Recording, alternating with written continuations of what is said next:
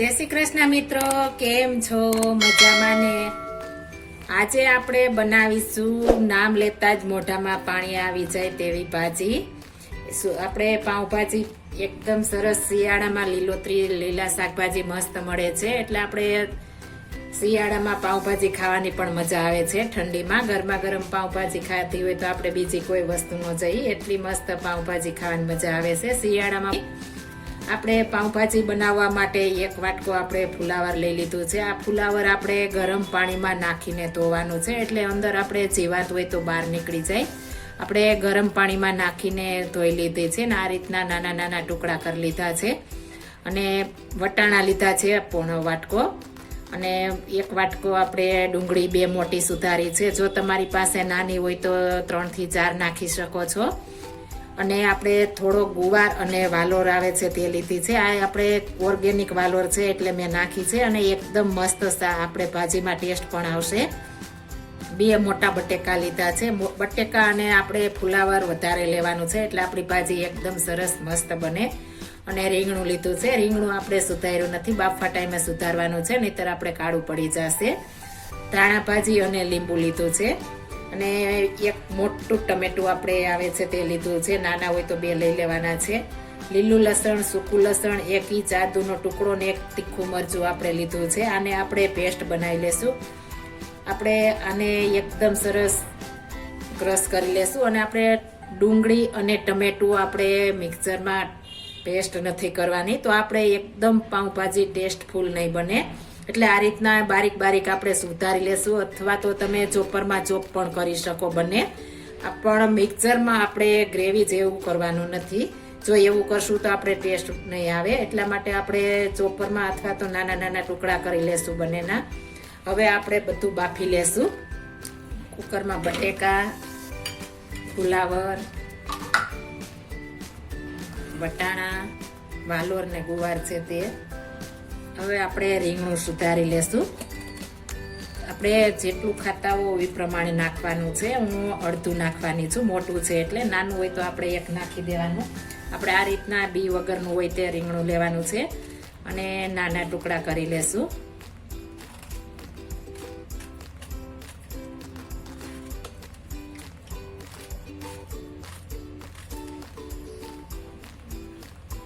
હવે આપણે 2 ચમચી તેલ નાખીશું, એટલે એકદમ મસ્ત. હળદર, 1 ચમચી લાલ મરચું પાવડર, થોડું નિમક નાખી દેશું, એટલે એકદમ સરસ આપણે ભાજી બને. આ બધું પેલા સરસ મિક્સ કરી લેશું. એ બધામાં કોટિંગ થઈ જાય એ રીતના મિક્સ કરવાનું છે.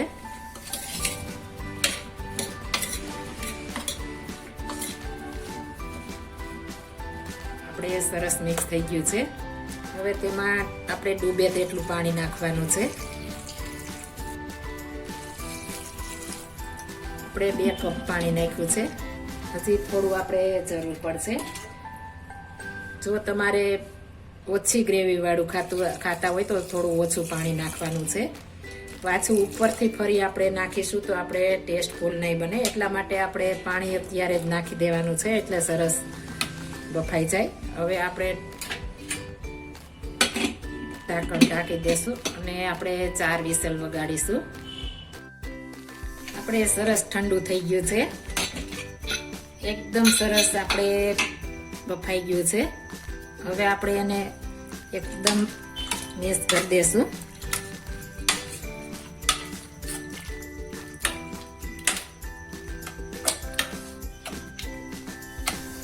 આપણે બાઉલ લઈ લીધું છે, તેમાં આપણે તેલ નાખી દેશું. આપણે તેલ ગરમ થાય એટલે 1 તજનો ટુકડો નાખીશું, એટલે એકદમ મસ્ત આપણો મીઠી સુગંધ આવશે. અને અડધી ચમચી આપણે હિંગ નાખી દેશું. આપણે જે ડુંગળી લીલી સુધારી છે તે લઈ લેશું. જો તમારી પાસે લીલી ડુંગળી ન હોય તો તમે સૂકી પણ લઈ શકો છો.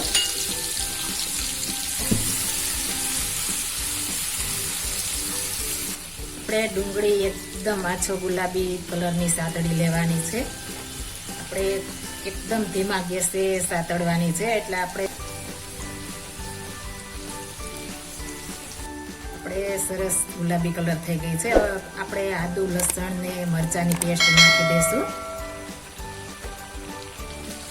જો તમારી પાસે લીલું લસણ ન હોય તો સૂકું ખાલી નાખી શકો છો. લીલું લસણ હશે તો એકદમ મસ્ત આપણે ભાજીની ફ્લેવર આવશે. આપણે લસણ મરચું ને આદુ પણ સરસ સકડાઈ ગયું છે. હવે આપણે ટમેટા નાખી દઈશું.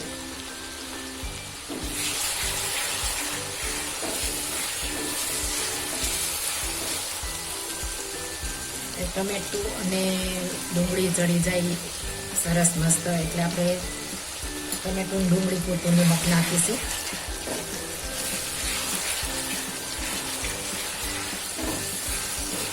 ટમેટું પણ મસ્ત ચડી ગયું છે. આપણે કેસર વડે આ રીતના બધું સરસ મિક્સ કરી દઈશું.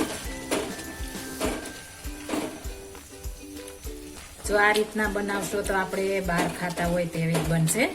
એકદમ સરસ છે, એટલી મસ્ત બનશે.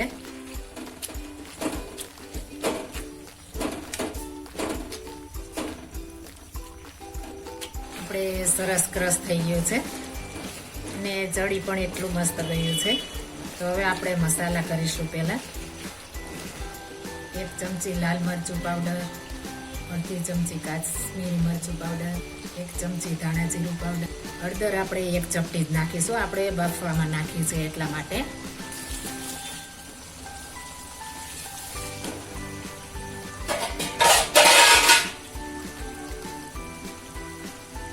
આપણે સરસ તેલ છૂટું પડી ગયું છે. હવે આપણે જે ભાજી બાફી છે તે નાખી દઈશું.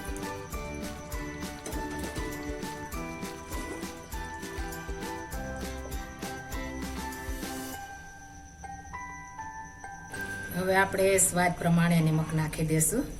આપણે 2 વખત નાખ્યું છે એટલે આપણે વધારે નથી નાખવાનું. ઘટે તો આપણે ચાખીને ફરીથી નાખીશું. જો ખારું થશે તો કોઈ વસ્તુ નહીં થાય, મોરું થશે તો આપણે ફરી નાખી શકશું. એટલે આપણે પહેલા ચાખીને ફરી પાછું નાખીશું. હવે આપણે માખણ નાખીશું. ઘરનું છે. જો તમારી પાસે બટર હોય તો તે પણ નાખી શકો છો. આ માખણ કે બટર નાખવાથી એકદમ ફ્લેવર વાળી આપણી ભાજી થશે.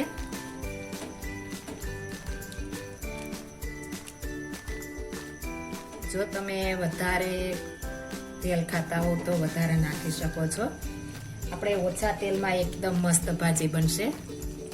હવે આને આપણે ધીમા ગેસ ઉપર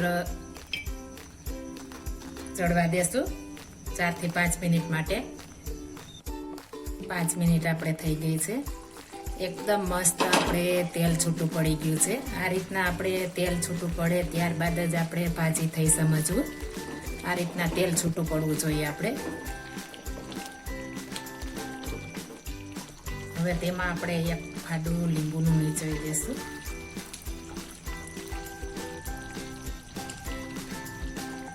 આપણે લીંબુ નાખવાથી બધા મસાલા બેલેન્સ જળવાઈ રહે છે. અને જો તમે ગળી સેજ જેવી ખાતા હો તો આપણે બધા મસાલામાં મસ્ત પડે એટલે આપણે થોડી સાકર નાખી છે. આપણે થોડી એવી નાખવાની છે આપણે ટેસ્ટ પૂરતી. જો તમે ગળ્યું ન ખાતા હો તો સ્કીપ કરી શકો છો. હવે ઉપરથી આપણે ધાણા ભાજી સ્પ્રિંકલ કરી દઈશું. હવે આને ઢાંકીને આપણે ગેસની ફ્લેમ બંધ કરીને 2 મિનિટ માટે રહેવા દઈશું. ત્યારબાદ સર્વ કરીશું. આપણે ભાજી તૈયાર થઈ ગઈ છે. હવે આપણે પાઉં શેકી લેશું. આપણે 1 ચમચી માખણ નાખ્યું છે અને ઉપરથી આપણે પાઉંભાજી મસાલો નાખીશું અને થોડા એવા દાણા ભાજી નાખીશું. એકદમ સરસ આપણે મેલ્ટ થઈ જવા દેશું. ત્યારબાદ આપણે પાઉં શેકી લેશું. મસ્ત પાઉં શેકાઈ ગયા છે. હવે આપણે સર્વ કરીશું. મસ્ત મજાની ભાજી તૈયાર થઈ ગઈ છે. હવે આપણે સર્વ કરીશું.